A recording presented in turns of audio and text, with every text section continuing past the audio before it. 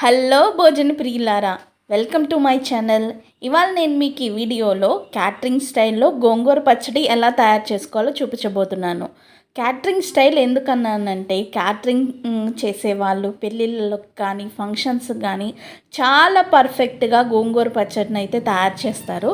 So వారి స్టైల్లో మనం ఇంట్లోనే ఎలా ప్రిపేర్ చేసుకోవచ్చో ఈ వీడియోలో చూపించబోతున్నాను. అందుకని వీడియోని స్కిప్ చేయకుండా చివరిదాకా చూసేసారంటే మీకు గోంగూర పచ్చడి ప్రాసెస్ అనేది పర్ఫెక్ట్గా నేర్పించేస్తాను. ముందుగా స్టవ్ మీద ఒక కడాయిని కానీ ప్యాన్ కానీ పెట్టుకొని దాంట్లోకి ఒక 3 టేబుల్ స్పూన్ దాకా ఆయిల్ని వేసుకోవాలి. ఆయిల్ హీట్ అయిన తర్వాత ఒక 4 ఎండుమిర్చి అలాగే ఒక 7-8 పచ్చిమిర్చిని వేసి బాగా వేయించుకోవాలి. మనకి ఇవి కలర్ చేంజ్ అయిన తర్వాత వీటిని తీసి ఒక ప్లేట్లోకి పెట్టేసుకోవాలి. నేను ఇక్కడైతే 2 కట్టలు గోంగూర తీసుకుంటున్నాను. గోంగూరని బాగా శుభ్రంగా 2-3 సార్లు కడుక్కొని వాటిని తీసి మనం అదే ప్యాన్లోకి వేసేయాలి. మనకి ఈ గోంగూర అనేది జస్ట్ లైట్గా కలర్ చేంజ్ అయ్యి నీళ్ళు మొత్తం ఇనిగిపోతే సరిపోతుంది.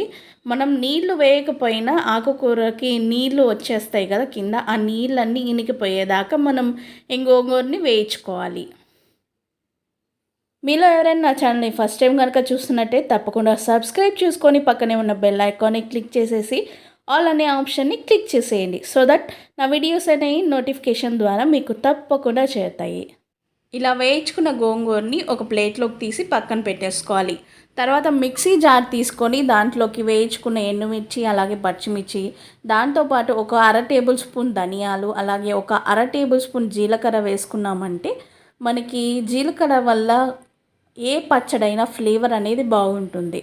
దాంతోపాటు నేను ఒక 1/2 టేబుల్ స్పూన్ దాకా సాల్ట్ని అయితే వేసుకున్నాను. ఇక్కడ వీటన్నిటిని మెత్తగా గ్రైండ్ చేసుకోవాలి.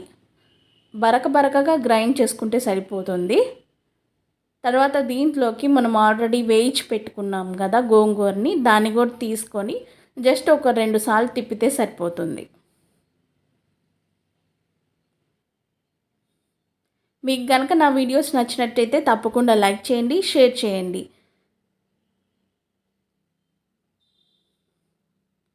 ఇలా మనం గోంగూరని ఒకసారి తిప్పేసుకున్న తర్వాత ఇప్పుడు మనం పోపు కోసం అదే ప్యాన్లో ఒక 5 టేబుల్ స్పూన్ల వరకు నూనెను వేసుకోవాలి. మనకి పచ్చళ్ళు ఏవైనా సరే కొంచెం నూనె అనేది ఎక్కువ పడుతుంది.